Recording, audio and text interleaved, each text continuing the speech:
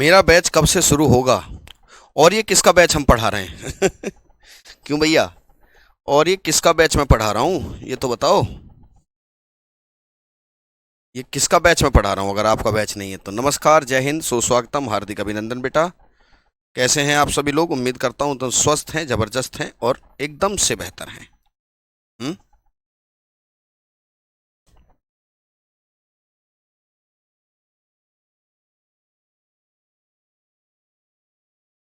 आइए सभी लोग, गुड आफ्टरनून सर, कैसे हैं? मैं अच्छा हूँ।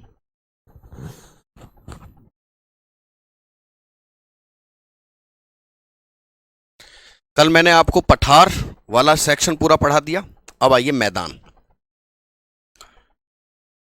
मैदान भाई, जो लिथोस्फेयर है, या तो उस पर पर्वत हैं, या उस पर पठार हैं, या फिर उस पर मैदान है।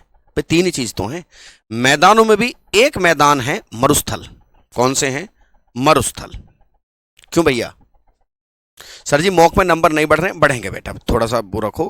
क्यों नहीं बढ़ेंगे? नंबर भी अच्छे आएंगे आपके। नंबर अच्छे आएंगे। डालिए हेडिंग मैदान।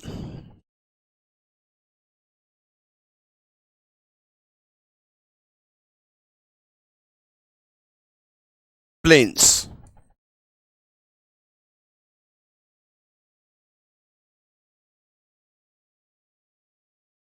मैदान हेडिंग डाल दीजिए। नमस्ते भैया।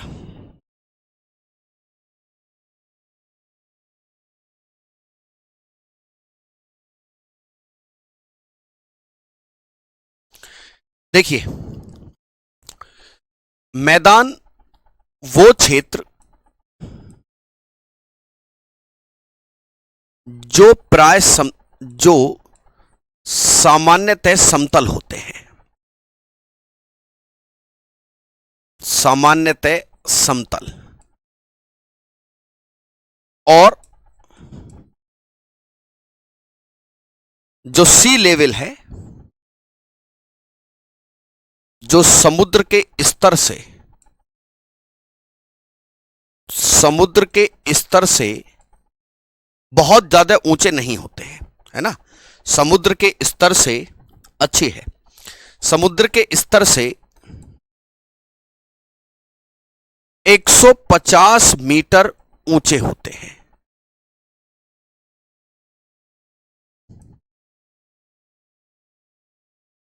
ठीक है। वो जो जनरली फ्लैट हैं, वो जो जनरली फ्लैट होते हैं, बिल्कुल फ्लैट मिलेगा। ठीक है। जो जनरली फ्लैट हैं एंड जो उनकी हाइट है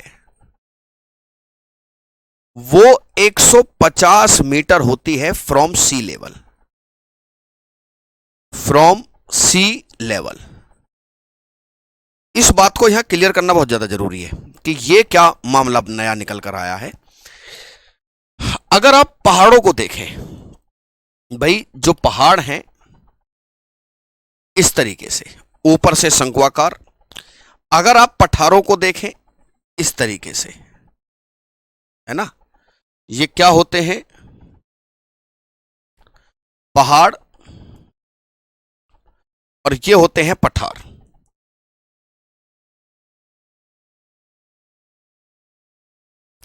ये पहाड़ हैं या पर्वत हैं। अब तुम अगर माउंट एवरेस्ट का उदाहरण लो, तो माउंट एवरेस्ट मेरे भैया 8,848 मीटर ऊंची है। 8,848 metre from sea level. 8,848 metre ऊंची है फ्रॉम सी लेवल। तो अब कहां 150 मीटर?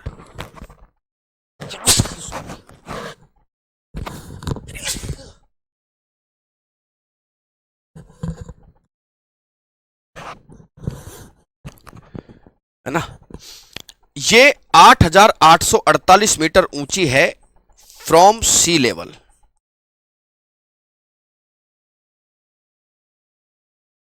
सी लेवल से इतनी ऊंची है ये। राधे राधे बेटा, राधे राधे। ठीक है। और पठार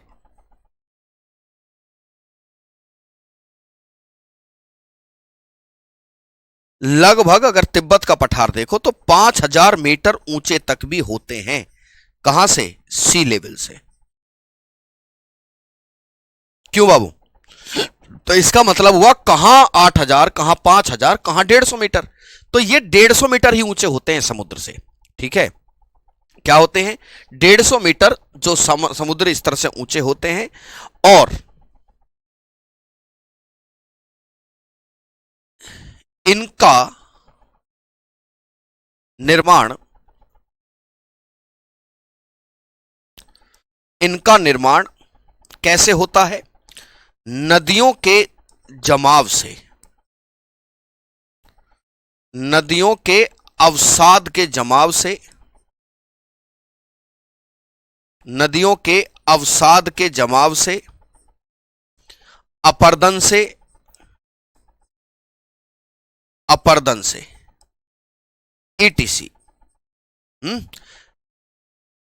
bye the waste of reverse,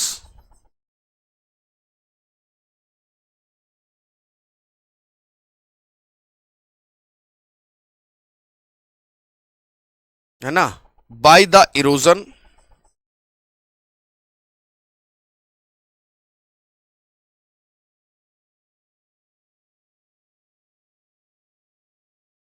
इस तरीके से अपर्दन से, जमाव से इन मैदानों का निर्माण होता है। ठीक है, पठार को इंग्लिश में क्या बोलते हैं? पठार को इंग्लिश में प्लेटू कहते हैं। प्लेटू। अब इतना तो यार कल ही पढ़ाया, इतनी जल्दी भूल गए क्या? क्यों भैया, ऐसे भूलोगे तो कैसे काम चलेगा? ठीक है गुरुजी, हाइट सी लेवल से क्यों मापी जाती है? क्योंकि समुद्र का लेवल ही फ्लैट है। बाकी धरती में तुम कहीं से नापोगे सब ऊंचा नीचा है, समुद्र का स्तर एक है। ठीक है, हमारा सी लेवल चेन्नई से और कहीं कहीं लिखा है मुंबई से नापा जाता है। हमारा सी लेवल कहां से है? चेन्नई से, और कहीं कहीं लिखा है कि भैया मुंबई से नापा जाए। जय श्री कृष्णा जी, जय श्री कृष्णा। ठीक है, चलिए डालिए हेडिंग, मैदानों के प्रकार क्या होते हैं? मैदानों के प्रकार, मैदानों के प्रकार, मैदानों के प्रकार।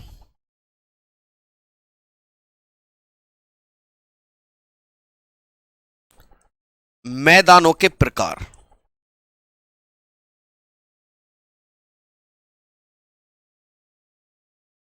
Types of plains. मैदानों के प्रकार क्या होते हैं? देखिए, बनने के आधार पर, बनने के आधार पर मैदान तीन प्रकार के होते हैं।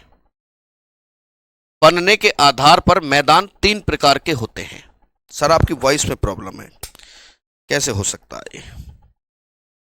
कोई चांस नहीं है, सब ठीक है। बनने के आधार पर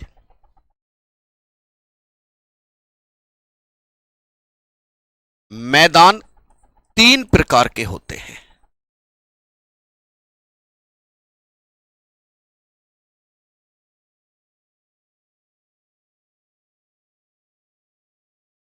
the plains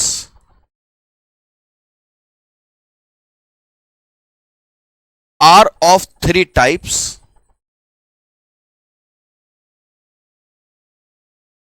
are of three types on the basis of formation.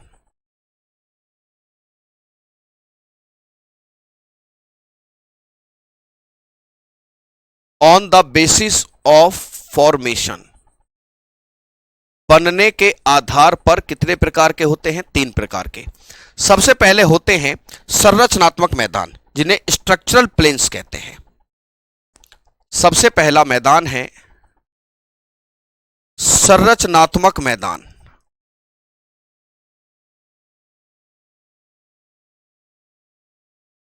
Structural plains.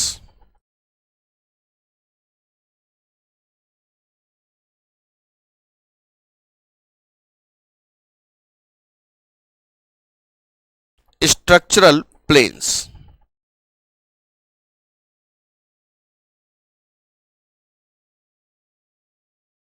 देखिए भैया, हमेशा से समुद्र एक जैसा नहीं रहा है ना।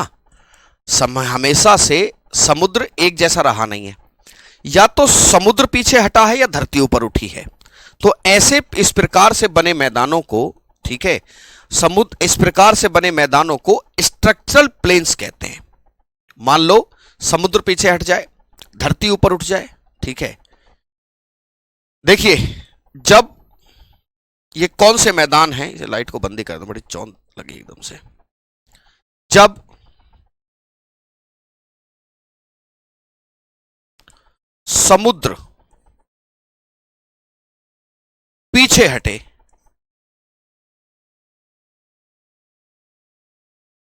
या धरती ऊपर उठे, धरती ऊपर उठे, when ocean moves backward,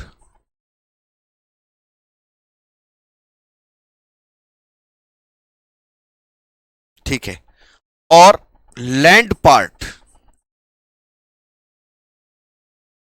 uplift कर जाए,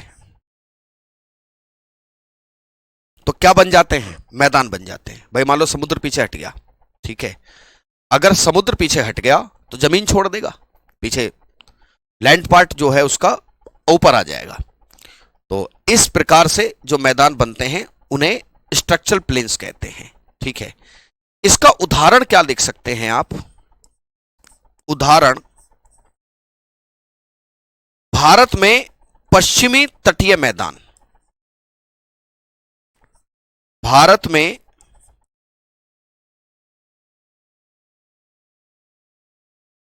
पश्चिमी तटीय मैदान,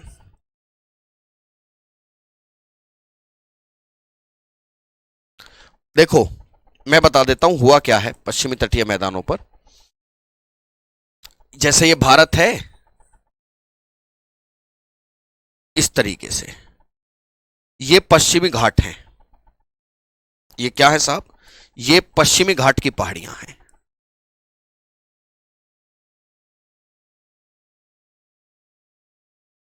ये पश्चिमी घाट की पहाड़ियां हैं, ये वेस्टर्न घाट है। और भैया इधर है अरब सागर,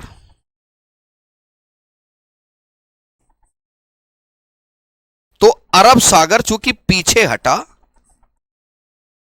अरब सागर पीछे हटा है, तो ये जो मैदान है ये उभर के सामने आ गए, ठीक है, समझे। तो ये मैं जैसे अरब सागर पीछे की तरफ हटा तो ये वाला जो मैदान है पश्चिमी तटीय मैदान ये सामने आया। तो इस प्रकार पश्चिमी तटीय मैदान के बनने में ये जो वेस्टर्न कोस्टल प्लेन है, WCP, WCP का अर्थ है वेस्टर्न कोस्टल प्लेन। क्या हुआ, वेस्टर्न कोस्टल प्लेन। तो ये स्ट्रक्चरल टाइप का मैदान बन गया है, ठीक है। बात समझ में आई मोहित, सचिन, लक्ष्मण पंडित जी? जीके क्लास है ना, जीके की क्लास है बेटा। तो भारत में जो वेस्टर्न कोस्टल प्लेन है वो इसी प्रकार का एग्जाम्पल है।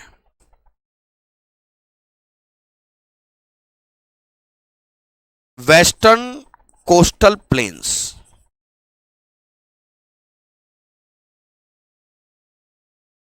वेस्टर्न कोस्टल प्लेन्स, ठीक है। इंडियन ज्योग्राफी अभी स्टार्ट नहीं हुई है बेटा, एग्जाम्पल दे के बता रहे, वर्ल्ड ज्योग्राफी चल रही है, ठीक है।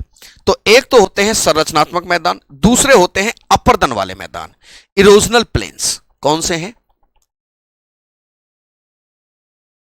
इरोजनल प्लेन्स, अपर्दनात्मक मैदान, अपर्दनात्मक मैदान, इरोजनल प्लेन्स, इरोजनल प्लेन्स। ये कब बनते हैं? आपने कभी एक शब्द सुना है अपने गांव में, कहीं भी आपने एक शब्द सुना होगा कि सर सुनो, कि हमारे बड़े बूढ़े बताते हैं कि जी यहां पे तो भैया पहले पहाड़ था 100-200 साल पहले, अब वो कटते कटते रह गए, मैदान बन गया है। सुना कभी ये बात? बताइए, कमेंट करके बताओ। कि भैया यहां तो पहले पहाड़ था छोटा सा, अब वो इतना हो गया है खत्म कि यहां मैदान जैसी संरचना रह गई है। ठीक है,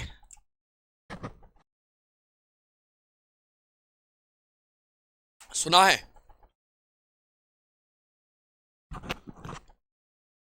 सुना है बेटा कभी? हाँ सुना होगा। अब मान लो कि हम ये मान लेते हैं कि भैया एक था पहाड़, इस तरीके से मानो, एक था पहाड़, एक था पठार, इस तरीके से, एक था पहाड़ और एक था पठार, है ना? ऐसे मानो, ये पहाड़ है, ये एक पर्वत है और ये एक पठार है। क्यों बाबू? अब ऐसे समझो कि इस पर इरोजन के फैक्टर ने काम करना शुरू करा। कौन से होते हैं? मान लो भाई हवा चली, पानी बरसा, सूरज चमका, ठीक है, इस पर इरोजन के फैक्टर काम करने शुरू किए, इस पर इरोजन के फैक्टर शुरू हुए, इस पर अपर्दन के कारक आए। अपर्दन के क्या आए? कारक। इस पर भैया इरोजन फैक्टर्स ने काम करना शुरू किया। इरोजन क्या होता है? किसी भी चीज का टूट फूट जाना, किसी भी चीज का घिस जाना, इरोजन कहलाता है। इस पर इरोजन फैक्टर्स ने काम करना शुरू किया, जैसे जैसे जैसे रेनफॉल, जैसे टेम्परेचर, जैसे विंड, ईटीसी। तो बाबू ये क्या कर देंगे? इसको ये तो खत्म कर देंगे इसे। भाई धीरे धीरे कटता रहेगा, बहता रहेगा तो खत्म हो जाएगा ये। ऐसे में आपको कुछ समय बाद ये कैसा दिखाई देगा? जो पहाड़ है वो कुछ ऐसा दिखाई देगा, इस तरीके से। बस ये भी आपको कुछ ऐसा दिखाई देगा, इस तरीके से। कट फिट गया ना ऊपर से, तो बाबू ये क्या बन गया? ये मैदान बन गया। ये क्या हो गया? ये हो गया मैदान। ये हो गया प्लेन्स। ये क्या हो गया? ये प्लेन हो गया। बात समझ में आ गई? तो ये कब बनते हैं? जब पर्वत और पठार, जब पर्वत और पठार घिस जाए, when the mountains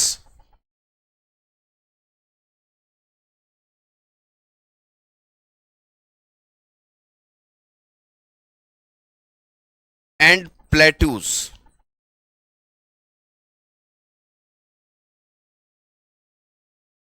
का इरोजन हो जाए। जी समझ गए? जब ये इस प्रकार के मैदान बन जाते हैं जिन्हें अपर्दनात्मक मैदान कहते हैं। ठीक है, अब है निक्षेपात्मक मैदान, डिपोजिट प्लेन्स।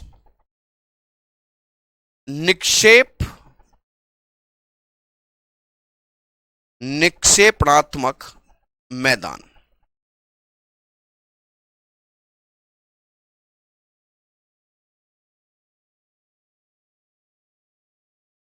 Deposit planes.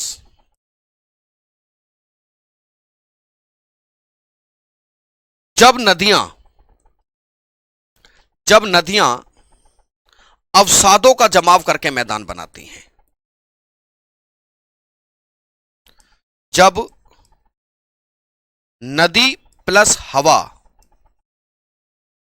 अवसादों का जमाव करके मैदान बनाए,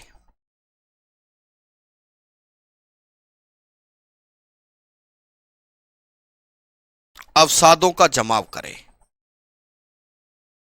when river plus wind, river plus wind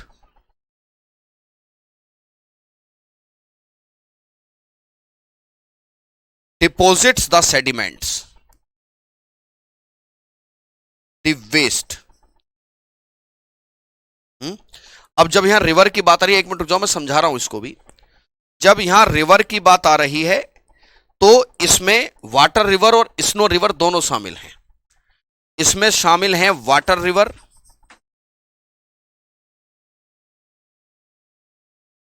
इसमें शामिल हैं स्नो रिवर, दोनों ही शामिल हैं इसमें। ठीक है, दिल्ली में पहाड़ बताए जाते थे, हाँ, अब वो कट कट के क्या हो गए, खत्म हो गए। ठीक है, ये कैसे होता है जरा इसका डायग्राम देख लो एक बार, मैं डायग्राम बता देता हूं। अपर्दन क्या होता है, किसी भी चीज का टूट फूट जाना अपर्दन कहलाता है। टूट फूट कर बह जाना अपर्दन है। टूट फूट कर, हाँ, इसी समय होती है तो फिक्स टाइम है क्लास का। टूट फूट कर बह जाना अपर्दन कहलाता है। देखो डायग्राम इसका क्या बना सकते हैं आप कि देखिए होता क्या है कि जैसे मान लीजिए कोई रिवर फ्लो कर रही है, कोई रिवर जो है वो फ्लो कर रही है इस तरीके से। ये एक रिवर जो है फ्लो कर रही है, ठीक है, ये एक रिवर है और ये अपने दोनों तरफ मट्टी का जमाव कर दे।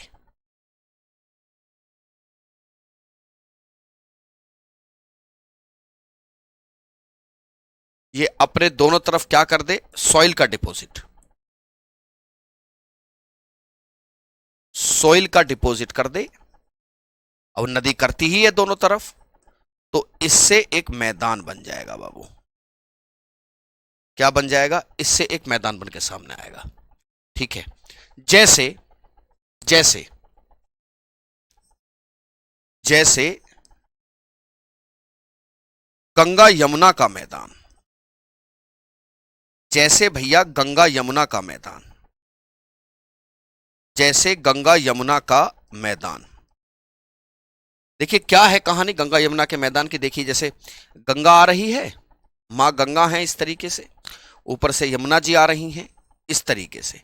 तो इन्होंने क्या करा है कि दोनों ही तरफ जमाव कर दिया है, किसका, दोनों ही तरफ जमाव कर दिया, मिट्टी का जमाव कर दिया है। तो ये गंगा यमुना का मैदान नहीं बन गया, बीच का मैदान। उदाहरण, एग्जाम्पल, दोबारा बताओ सर, दोबारा बताने को इसमें है क्या बिटिया, है जैसे ये, इसको आप क्या बोल सकते हो, ये रहा गंगा यमुना का प्लेन, ये क्या रहा बेटा, that is Ganga Yamuna plane.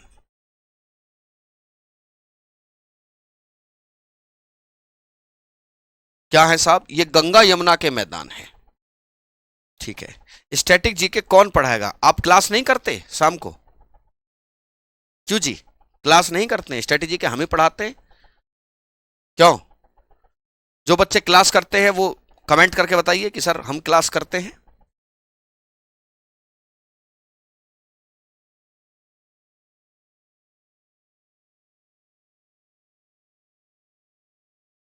Ganga Yamuna के मैदान, कमेंट करके बताओ।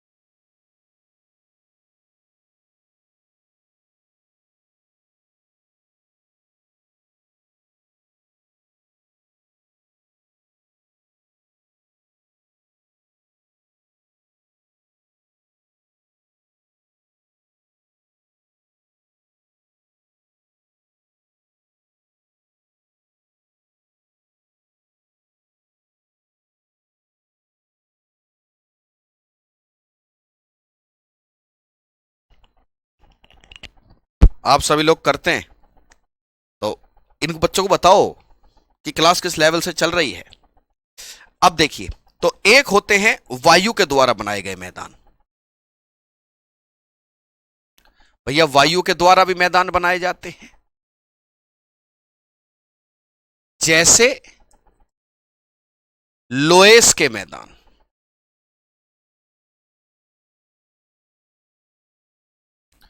जैसे लोएस के मैदान, लोएस के मैदान। तो लोएस के मैदान जैसे विंड चली तो विंड क्या करती है, इस तरीके से जमा कर देती है मिट्टी को, है ना। ये डायरेक्शन ऑफ विंड है,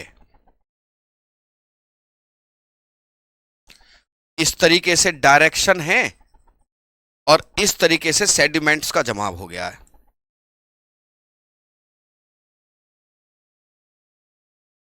इस तरीके से मिट्टी को एक तरफ जाके जमाव कर दिया, ठीक है। तो इस प्रकार के जो जब मैदान होते हैं, इन्हें, ये जो मैदान है,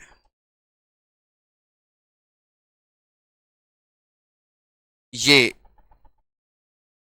भी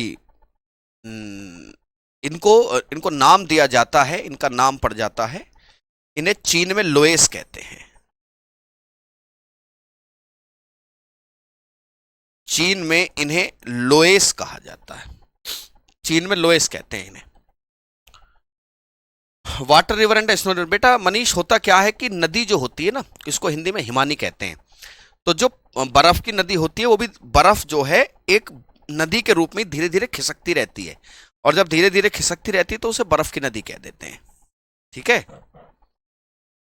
बर्फ की नदी कहते हैं। जैसे मान लो बर्फ है तो बर्फ भी धीरे धीरे खिसकती रहती है नीचे की तरफ, तो उसे बर्फ की नदी कहा जाता है ना। इसे हिमानी कहते हैं, चाइना में इसे लोएस कहते हैं, ठीक है। आइए, मैदानों के एक प्रकार है मरुस्थल, जो हमारा आज का टॉपिक भी था, और डालिए हेडिंग मरुस्थल, डेजर्ट्स। डेजर्ट्स देखिए, डेजर्ट, मरुस्थल। मनीष मरुस्थल हेडिंग डालिए बेटा, मरुस्थल।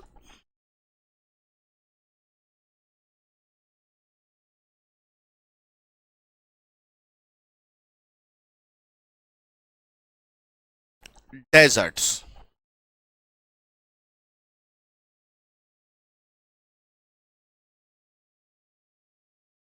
डेजर्ट्स। सबसे पहले आप परिभाषा देखिए, आपके दिमाग में डेजर्ट की क्या परिभाषा आती है। तुम जैसे दिमाग आता कि अरे मरुस्थल, अरे गुरुजी रेत ही रेत, बारिश नहीं होगी तो रेत ही रेत होगा, ठीक है। बारिश नहीं होगी तो रेत ही रेत होगा, ठीक है। सर आप हिंदी में कुछ ज्यादा लिखते हैं, और मैं एक बात और बता दूं, मुझसे ज्यादा इंग्लिश बाइलिंगुअल कोई लिखता नहीं इस पूरी इंडस्ट्री में, ये याद रखना। मुझसे ज्यादा बाइलिंगुअल कोई पढ़ाता नहीं, महसूस करने वाली बात है। पर तुम तो नेगेटिव चीज ही महसूस करते हो ना, पॉजिटिव तो सर का कभी देखते ही नहीं। मुझसे ज्यादा कोई हिंदी इंग्लिश लिखता नहीं। परिभाषा देखिए, डेफिनेशन देखिए, वो स्थान जहां पर 25 सेंटीमीटर से कम, 25 सेंटीमीटर से कम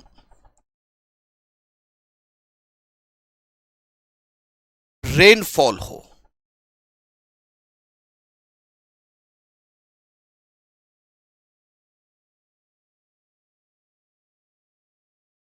द प्लेसेस, और बर्फ भी बहुत कम पड़े, बर्फ भी बहुत कम हो। ये पॉइंट जो दूसरे वाला है, इसको समझने की जरूरत है। सुन लीजिए एक मिनट में, हम अभी जब बताएंगे, ठीक है। हाँ, द प्लेसेस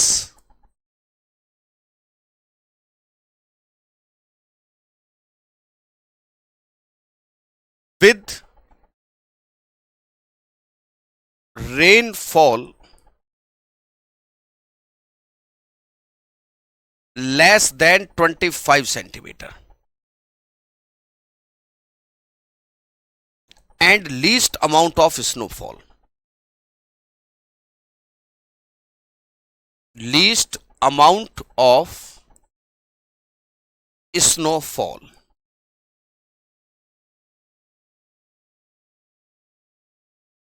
समझे?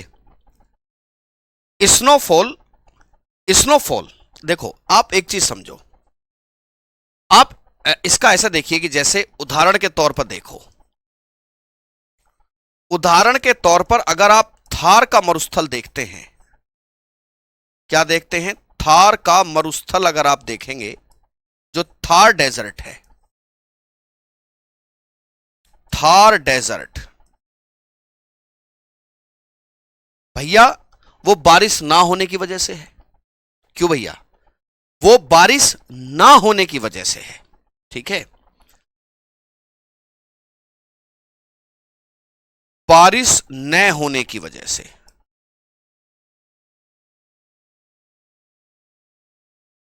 बारिश न होने के कारण है। क्यों भैया? आप लोगों ने कभी सुना है कि लद्दाख कोल्ड डेजर्ट है?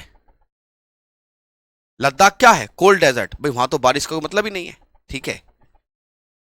जैसे लद्दाख को देखें, लद्दाख, अरे भाई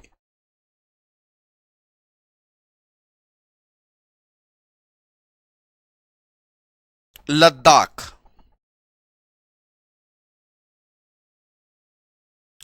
यहां पर नो रेनफॉल। यूट्यूब पर आपने खूब देखा होगा लद्दाख को। लद्दाख पे ना तो वनस्पति है और लद्दाख पे मिट्टी मिट्टी दिखाई दी, पहाड़ हैं बिल्कुल मिट्टी मिट्टी वाले। देखा यूट्यूब पर खूब देखते होगे, और आजकल ट्रैवलर्स जो हैं ब्लॉग बनाते रहते हैं, ठीक है? तो उसमें नो रेनफॉल, नो स्नोफॉल, है ना? स्नोफॉल भी बहुत लीस्ट होता है, नेग्लिजिबल तो नहीं लेकिन बहुत कम। वहां बिल्कुल ठंड रहती है लेकिन बर्फबारी भी नहीं होती वहां, ठीक है? पहाड़ मिट्टी जैसे दिखाई देते हैं, ठीक है? क्यों जी? पहाड़ कैसे दिखते हैं? मिट्टी वाले पहाड़ दिखते हैं ना लद्दाख में। कभी देखा है आपने ये चीज? मुझे हिंदी नहीं आती, प्लीज अकबर अली, अकबर, है ना? वहां पर स्नोफॉल भी बहुत लीस्ट है कुछ इलाके में, और बिल्कुल मिट्टी वाले पहाड़ हैं, सॉइल वाले पहाड़ दिखते हैं विद नो वेजिटेशन, ठीक है? विद नो वेजिटेशन, सॉइल वाले पहाड़ हैं। तो इस प्रकार क्या होता है, उस प्रकार एक ऐसे भी डेजर्ट बन जाते हैं। अच्छा, होता कितने का है? देखिए, मरुस्थल, मरुस्थल दो प्रकार के होते हैं, दो प्रकार के होते हैं। Deserts are of two types.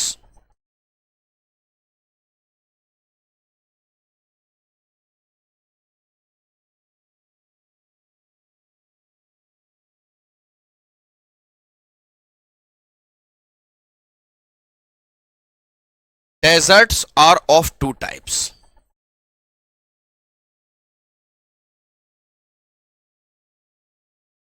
One and two. Desert दो प्रकार के होते हैं। कौन से कौन से? स्नोफॉल का मतलब होता है बर्फबारी, ठीक है? बर्फबारी, ठीक है? डेजर्ट दो प्रकार के होते हैं। एक तो होते हैं हॉट डेजर्ट्स, हॉट डेजर्ट्स, गरम मरुस्थल, गरम मरुस्थल, है ना? जिन कौन से हैं? इसके उदाहरण हो गए दो, जैसे सहारा मरुस्थल, जैसे सहारा मरुस्थल, जैसे थार मरुस्थल, जैसे थार मरुस्थल। ये गर्म वाले हैं, है यहां भी मिट्टी लेकिन यहां गर्म है मामला, ठीक है? आपकी आंख में कुछ प्रॉब्लम है क्या? क्यों, ऐसा क्यों लग रहा है आपको? जैसे सहारा डेजर्ट, नहीं कोई समस्या नहीं है। जैसे सहारा डेजर्ट और जैसे थार डेजर्ट। तो कुछ होते हैं गर्म मरुस्थल, जैसे सहारा और थार। कुछ ठंडे हैं। मतलब यह है कि बारिश तो वहां होती ही नहीं है। बारिश ना होना तो फीचर है ही मरुस्थल का कि भैया बारिश नहीं होगी तो मरुस्थल बनेगा बनेगा। अब मान लो बर्फ ही पड़ जाए तो बर्फ भी तो पानी है दादा, बर्फ भी तो पानी है, वहां बर्फ भी नहीं है। 25 है बहुत कम बर्फ, बहुत कम बर्फ और बहुत कम मतलब नेग्लेजिबल बारिश, ठीक है। जैसे कोल्ड डेजर्ट, एक होते हैं शीत मरुस्थल।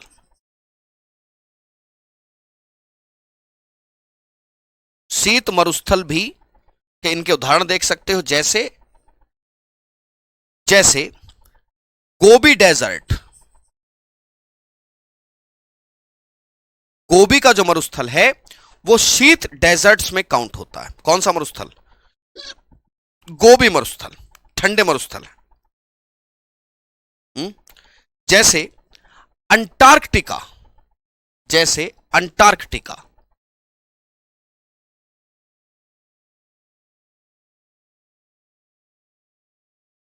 अंटार्कटिका। जैसे तुम लद्दाख को भी कोल्ड डेजर्ट कहा जाता है, जैसे लद्दाख, इसे भी कोल्ड डेजर्ट कहते हैं, ठीक है। तो मरुस्थल होते हैं दो प्रकार के, है ना। मिट्टी वाले पहाड़ होते हैं केवल। सर नोट में इमेजेस का प्रयोग कर सकते हैं तो ज्यादा, हाँ बिल्कुल कर सकते हैं, एकदम आपकी बात सहमत हैं हम, ठीक है। तो उम्मीद करता हूं ये वाली बात आपको समझ में आई। मरुस्थल दो प्रकार के होते हैं। आइए साहब, एक चीज, कुछ पॉइंट, कुछ इंपॉर्टेंट पॉइंट्स हम पहले लिखें, उसके बाद मैं मैपिंग कराऊंगा। ये हो गया, चलिए।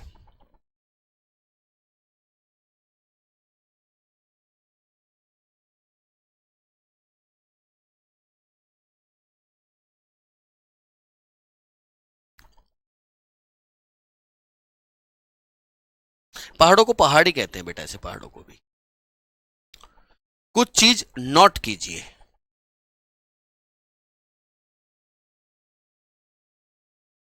देखिए, सामान्यतः मरुस्थल, सामान्यतः मरुस्थल किसी भी महाद्वीप, किसी भी महाद्वीप के पश्चिमी भाग में पाए जाते हैं।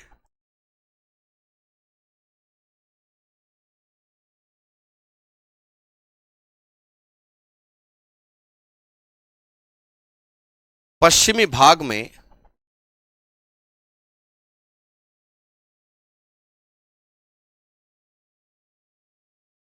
पाए जाते हैं। जनरली, ये इंपॉर्टेंट बात है बेटा, ये खूब मेंस में पूछा जाता है। Generally deserts are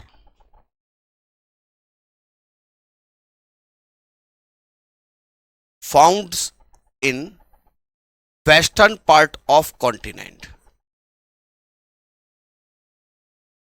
western part of continent. कारण जानना चाहोगे? ऑब्वियस बात है सर, हम कारण जानना चाहते हैं। हम इस बात को कारण जानना चाहते हैं कि ऐसा क्यों है। जैसे मैं उदाहरण बताऊं आपको, उदाहरण के तौर पर आप देख सकते हो कि जैसे ये अफ्रीका है,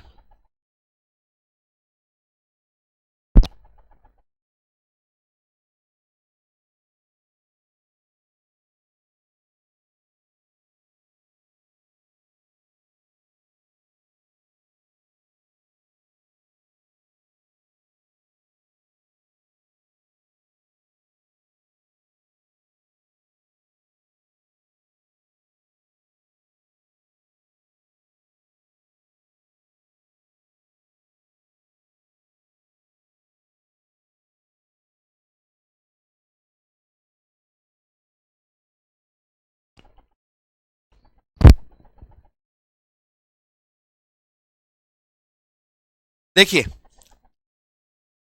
जैसे ये आपका अफ्रीका है,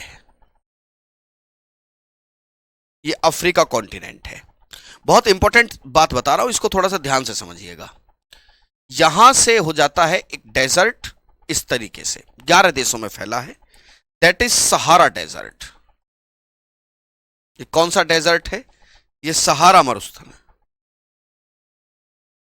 ये सहारा मरुस्थल है, ये सहारा मरुस्थल है, दैट इज सहारा डेजर्ट। ठीक है, एक मिनट पूरी बात समझना बेटा। ठीक है, अब वैसे ही तुम अगर साउथ अमेरिका में देखो, साउथ अमेरिका में दिखाऊं आपको,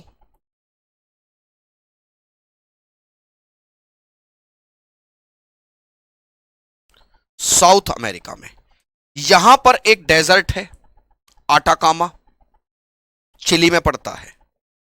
कौन सा है? Atacama, Atacama.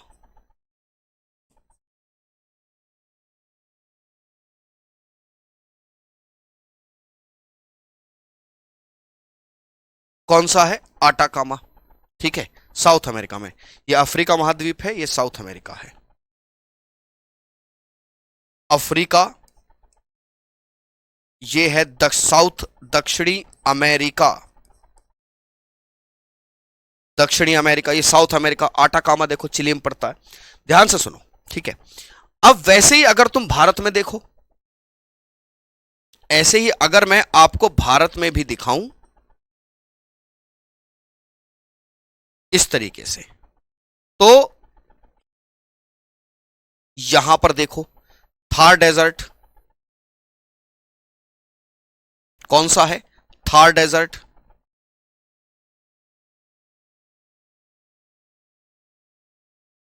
That is Thar desert. इतनी बात काफी है समझने के लिए? इतनी बात? हां सर, यह बात तो नोटेबल है कि इसी तरफ डेजर्ट क्यों देखने को मिल रहे हैं जनरली। कितने लोग इसका रीजन जानते हैं? कमेंट कीजिए। कितने लोग इसका रीजन जानते हैं कि हां सर ये तो मतलब पॉइंट टू बी नोटेबल है कि इसी तरफ सारे डेजर्ट काहे देखने को मिल रहे हैं, है ना। कोल्ड डेजर्ट मिट्टी होती है, बारिश नहीं होती है, लेकिन वहां ठंड होती है, बस कोल्ड डेजर्ट वो होता है, याद रखो। क्यों जी, क्लियर हुई बात? अभी अब बात करेंगे टेम्परेचर कितना होता है। रवि 2 मिनट को, पहले जो समझा रहा हूं उसी के हिसाब से चलो, ठीक है। तो सर ऐसी स्थिति में हमारे लिए बहुत जरूरी हो जाता है इसका कारण जानना। क्या जानना? इसका कारण जानना, रीजन, इसका रीजन जानना। सोमालियन डेजर्ट नहीं, जनरली लिखा मैंने, जनरली, ठीक है। ऐसा क्यों है? देखो मेरे भैया, ऐसा इसलिए है कि पृथ्वी है ये इस तरीके से, ये पृथ्वी है, ये भूमध्य रेखा है। इसको ज्यादा अभी यहां डीपली मत देखना, वो जब मैं क्लाइमेटोलॉजी पढ़ाऊंगा तो अच्छे से बताऊंगा। ये पृथ्वी है और ये भूमध्य रेखा है, ये इक्वेटर है, भूमध्य रेखा। इसी भूमध्य रेखा की तरफ कुछ पवनें चलती हैं। इस भूमध्य रेखा की तरफ कुछ पवनें चलती हैं जो 30 से 35 डिग्री से ऐसे आती हैं, इस तरीके से, जो इस तरफ को आती हैं। यानी कि ऊपर से चलकर सीधे हाथ पर इक्वेटर की तरफ कुछ पवनें चलती हैं। बाबू इन्हें ट्रेड विंड्स कहते हैं। इन्हें क्या कहते हैं? Trade winds. ये ट्रेड विंड्स कहलाती हैं। ये क्या कहलाती हैं? ये ट्रेड विंड्स कहलाती हैं, जिन्हें व्यापारिक पवनें कहते हैं। व्यापारिक पवनें। ये जो व्यापारिक पवनें हैं, अब ध्यान से देखो, ये व्यापारिक पवनें, इन पवनों में आर्द्रता होती है। क्या होती है? आर्द्रता, दैट इज ह्यूमिडिटी। क्या होती है? ह्यूमिडिटी। और इसी ह्यूमिडिटी की वजह से भैया ये जब जब टक्कर मारेंगी, जब जब टक्कर मारेंगी, रीजन है विंड्स। हर्ष, ये ट्रेड विंड्स मेरे भाई जब जब टक्कर मारेंगी, तब तब ये ट्रेड विंड्स इस तरफ को टक्कर मारती हैं, यहां पर। इस तरफ को, इस तरफ को यहां टक्कर मारेंगी इस तरीके से। यानी कि इनमें चूंकि ह्यूमिडिटी होती है तो इन ट्रेड विंड्स की वजह से यहां पर इस जगह पर यह पूरा का पूरा इलाका रेनफॉल पे आ जाता है। ये पूरा का पूरा इलाका किस में आ जाता है? रेनफॉल में आ जाता है। इन ट्रेड विंड्स की वजह से होना शुरू होता है क्या? इन्हीं ट्रेड विंड्स की वजह से रेनफॉल प्रारंभ होता है। क्या प्रारंभ होता है? इन्हीं की वजह से रेनफॉल होना शुरू हो जाता है। ये यहां पर इस तरफ को रेनफॉल कराना शुरू कर देती हैं। क्या करती हैं? रेनफॉल इस तरफ को। और मेरे भाई जब ये सारा इलाका रेनफॉल के दायरे में आ जाएगा तो इधर डेजर्ट क्यों बनेगा? क्यों जी? अगर इधर सारा इलाका रेनफॉल के दायरे में आ गया इस तरफ वाला, तो इस तरफ तो कोई डेजर्ट नहीं बनेगा। तो डेजर्ट किस तरफ बनेंगे? डेजर्ट बनेंगे इस तरफ सारे, क्योंकि यहां पर तो बारिश आ नहीं रही। भाई उत्तरी गोलार्ध में कुछ पवनें चलती हैं इक्वेटर की तरफ, उनमें होती है आर्द्रता, और ये सारी पवनें ऐसे आती हैं इक्वेटर की तरफ, ऐसे क्रॉस करती हुई इस तरीके से। तो इस तरफ खूब बारिश कराती हैं, लेकिन इस तरफ बारिश ना होने की वजह से सारे डेजर्ट इसी तरफ आ जाते हैं। सर ये सहारा मरुस्थल ही है। नई बात समझ में आई? यस लिखिए समझ में आई हो तो। मैं लिख देता हूं, व्यापारिक पवनों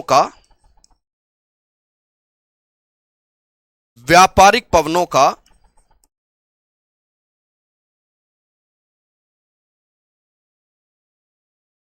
महाद्वीपों के पश्चिमी भाग से टकराना।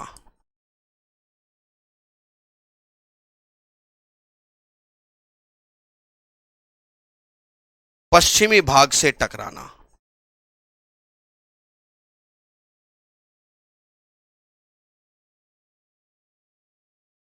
The strike of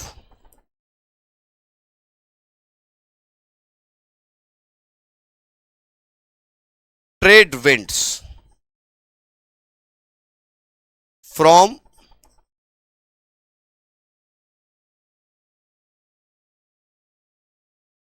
western side of continent, बल्कि ईस्टर्न साइड ऑफ कॉन्टिनेंट।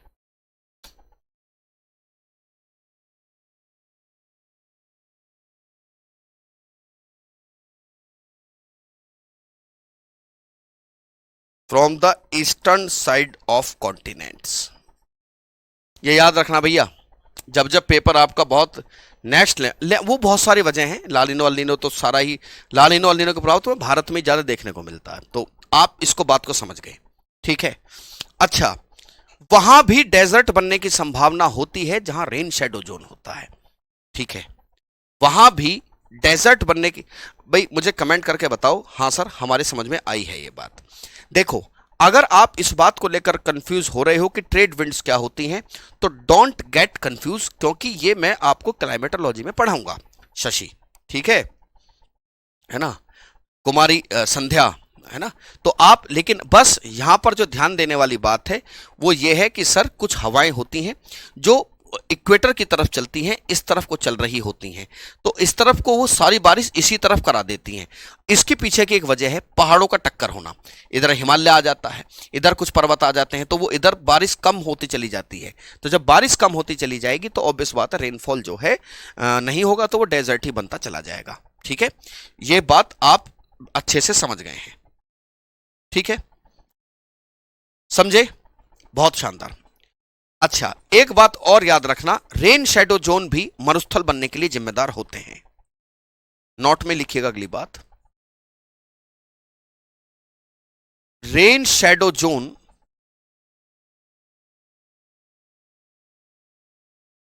भी मरुस्थल बनने के लिए जिम्मेदार होते हैं।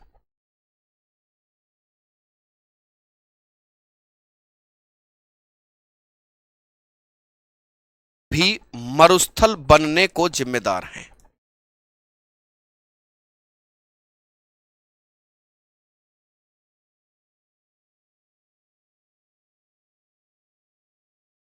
ठीक है, क्या होता है रेन शेडो जोन?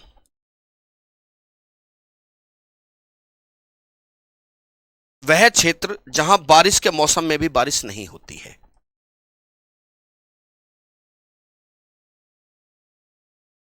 जहां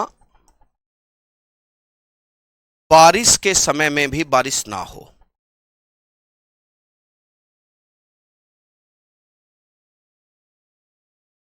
समय में भी बारिश ना हो।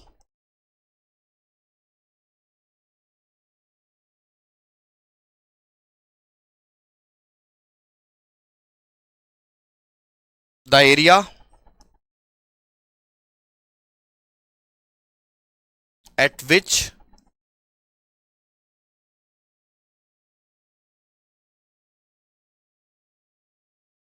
does not get rainfall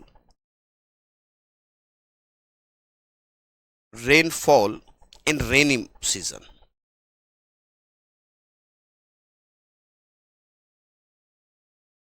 in rainy season. देखिए बहुत ध्यान से समझना। मान लीजिए कि ये एक पहाड़ है,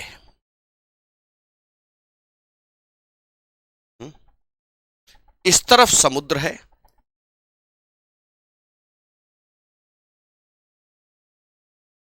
और भैया ये एक पर्वत है। अब पहाड़ समुद्र से इस तरफ को विंड्स चली तो इधर से टकराएंगी,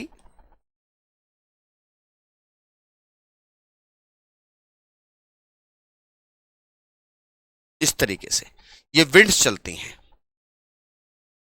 ये हैं वो हवाएं, ये हवाएं हैं जो समुद्र से चल रही हैं, विंड्स। तो बेटा इस तरफ सारा रेनफॉल हो जाएगा, याद रखना, इस तरफ ही बारिश करा देंगी। इस तरफ सारी बारिश करा देंगी,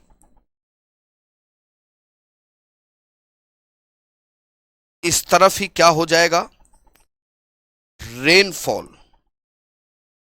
मेरी बात समझ में आई कि नहीं आई? मेरी बात समझ में आई कि नहीं आई? देखो समुद्र से हवाएं चली तो पहाड़ से इस तरफ से टकराई तो पूनम इसी तरफ बारिश करा देंगी सारी। अब इस तरफ को इन हवाओं में कोई ह्यूमिडिटी ही नहीं है, इस तरफ को इन हवाओं में कोई आर्द्रता ही नहीं है, ठीक है। पर्वत के इस तरफ,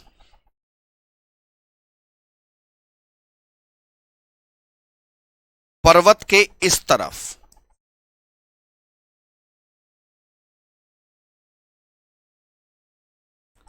नो रेनफॉल, जबकि पहाड़ के एक तरफ क्या हो रही है, पहाड़ के एक तरफ बारिश हो रही है और पहाड़ के एक तरफ बारिश नहीं हो रही है। क्यों भैया? पहाड़ के एक तरफ क्या हो रही है, बारिश, पर्वत के इस तरफ कोई बारिश नहीं है। That is rain shadow zone.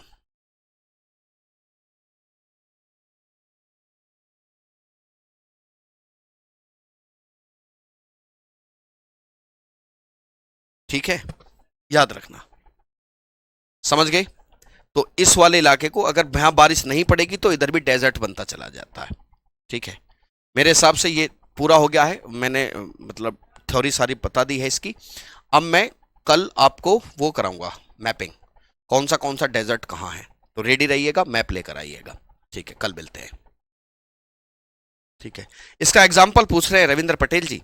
देखिए एक चीज यहां ध्यान से देखिए, आपको ये आटाकामा डेजर्ट दिखाई दे रहा है, दिख रहा है? हाँ, थार है, आटाकामा डेजर्ट दिख रहा है आपको। ये जो आटाकामा डेजर्ट है इसके इस तरफ, इसके इस तरफ एंडीज पर्वतमाला है। कौन सी हैं? है जानकारी आप लोगों को?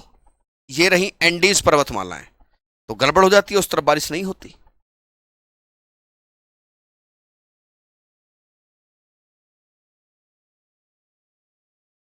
एंडीज पर्वतमाला,